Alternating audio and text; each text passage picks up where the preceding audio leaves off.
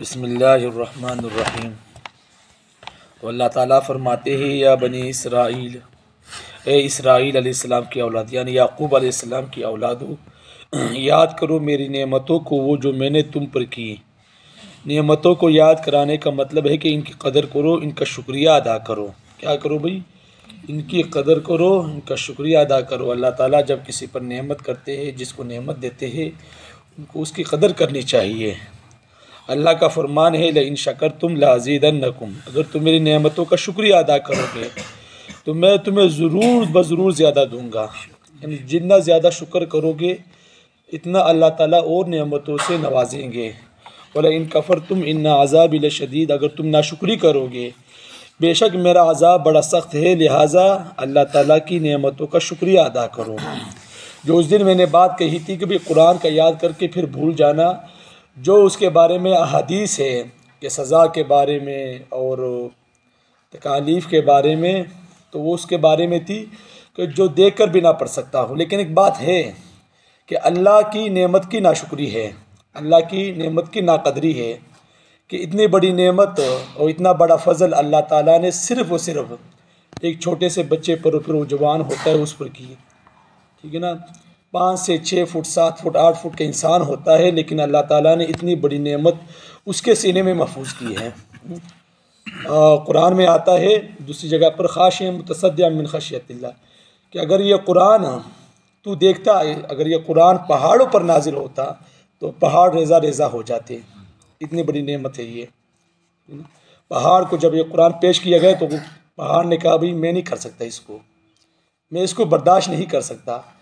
और इतने बड़े पहाड़, अगर पहाड़ के छोटे से छोटे पत्थर, बिल्कुल मामूली से पत्थर का मुकाबला भी हम नहीं कर सकते, लेकिन ये अल्लाह ताला ने सिर्फ़ और सिर्फ मुसलमानों पर और हुजूर नबी करीम सल्लल्लाहु अलैहि वसल्लम की उम्मत को ये एजाज़ बख्शा है कि उस कुरान को महफूज करते हैं और फिर लोगों तक आगे पहुँचाते हैं। तो ये बहुत बड़ी नेमत है।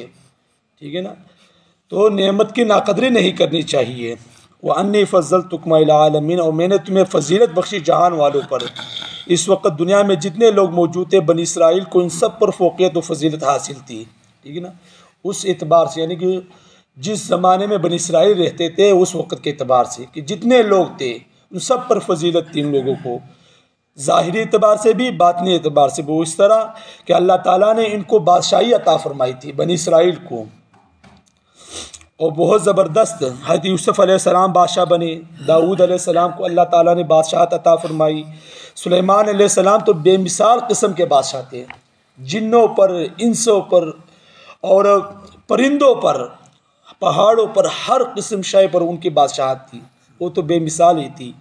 तो ये अल्लाह ताला ने उनको फजीलत दी थी और इनकी नस्ल में कई बादशाह बने।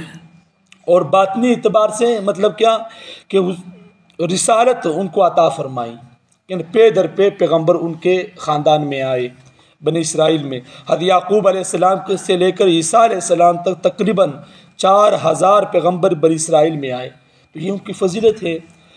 और अगर एक पैगम्बर किसी कौम में आ जाए तो इस कौम का सर फ़ख्र से बुलंद हो जाता है, आसमान से जा लगता है। चे जाए कि किसी कौम में 4000 पैगम्बर आए, कितनी बड़ी फजीलत की बात है।